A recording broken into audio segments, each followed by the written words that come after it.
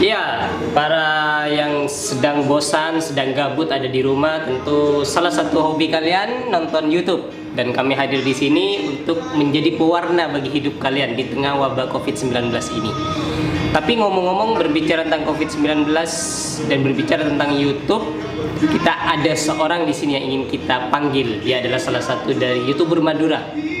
Mungkin sudah tidak asing lagi bagi kalian, tapi saya yakin juga banyak hal yang belum kalian tahu tentang bagaimana susah payahnya dia meniti karir hingga sekarang bisa jadi YouTuber serta bisa jadi videographer di Madura United.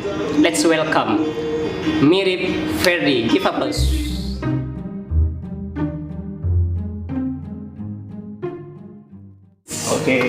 Oke, selamat.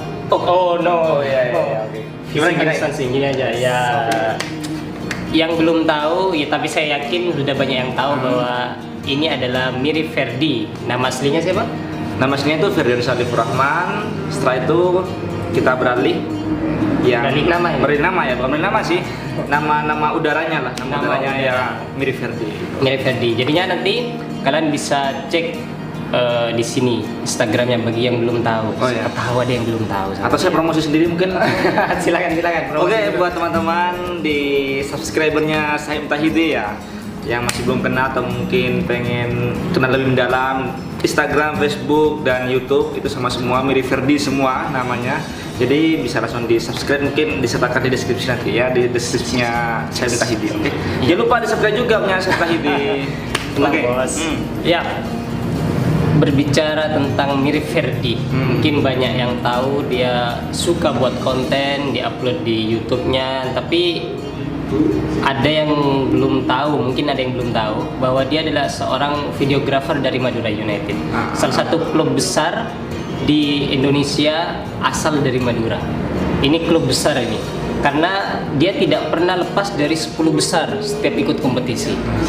Dan pasti dia sudah keliling Indonesia, pergi keliling Indonesia untuk mengawal Madura United. Tapi untuk mencapai itu tidak akan mudah. Coba kita dengar bagaimana sih sebenarnya awal bisa menekuni dunia videografi. Oke. Dulu saya itu waktu SMA, itu bukan SMA ya, saya dulu sekolah di MAN, Mas. Sekolah di MAN. Ya. Berarti saya Islami banget. Hatinya ya itu, Mas. Masih tergantung dengan niat. Ya. Oke, saya dulu itu jurusan IPA, Ilmu Pendidikan Agama. Oh, bukan ya. Ilmu Pendidikan Alam, Mas. Alam itu. Ya, alam. Cuma sekolahnya di MAN Pamekasan. Saya di sana itu ada ekstrakurikuler. D1 komputer, diploma 1 komputer. Jadi setiap orang yang sekolah di MAN itu pasti harus mengikuti kegiatan itu. Berarti wajib semua. Wajib, semuanya wajib. Jadi setiap nanti kita keluar itu dapat ijazah 2, D3 komputer sama MAN ya, ijazah sekolah ya, SMA. Oke, waktu itu saya ada tuntutan tugas akhir untuk membuat suatu karya. Saya itu berpikir saya ingin membuat apa gitu. Dan pada satu ketika saya itu nonton di YouTube ada film yang judulnya itu Catatan Akhir Sekolah. Nah, itu saya tertarik banget dengan video itu, dengan film itu, Mas. Akhirnya saya berkepikiran untuk membuat film tentang sekolah ini. Oh iya. Jadi saya ingin membuat film tentang sekolah ini. Akhirnya dengan keterbatasan yang saya tidak punya apa-apa sih, tidak punya kamera, tidak punya tripod dan lain-lain. Bagaimana itu? Saya izin ke guru, salah satu guru di sana. Saya minta izin. Akhirnya saya dipinjamkan, Mas. Waktu itu handycam saya dipinjamkan dengan tripodnya. Saya minta jangka waktu 1 bulan untuk menyelesaikan video ini. Akhirnya diperbolehkan, dipinjamkan.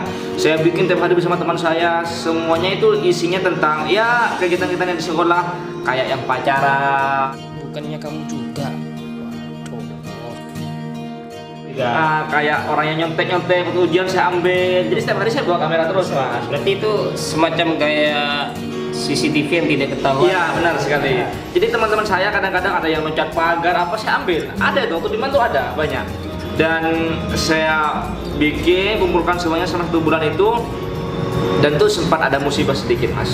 Waktu itu teman saya itu sempat kecelakaan dan bawa handycam. Kamu ambil? Aku tinggal, bukan. Berarti temannya kecelakaan. Teman kru saya itu kecelakaan dan dia dalam posisi membawa handicap itu, Mas. Akhirnya pas kecelakaan dalam tasnya dilihat handicapnya hancur semuanya, Mas. Ya udah bingung banget cara menggantikan gimana, akhirnya saya harus mengatakan ini semua, saya sampaikan kepada guru itu jujur bahwa itu kecelakaan. Ya akhirnya mau tidak mau kita harus mengganti. Sumbangan waktu itu berapa? Sumbangan waktu itu saya cuma diminta berapa ya, 500.000 kayaknya dulu. 500.000. Itu jadi sekitar tahun 2015. Udah punya penghasilan? Belum, masih Dapat belum. dari mana itu? Itu ya harus minta ke orang tua, Mas. Iya, harus sumbangan 250. Jadi ingat pada penonton di sini, pada pemirsa di sini, bahwa bagi kalian yang ingin memulai sesuatu tidak punya apapun, itu jangan pesimis. Tetaplah optimis dan cari dari relasi-relasi kalian, dari teman-teman kalian untuk bisa melakukan segala hal walaupun keterbatasan alat. Usaha itu penting.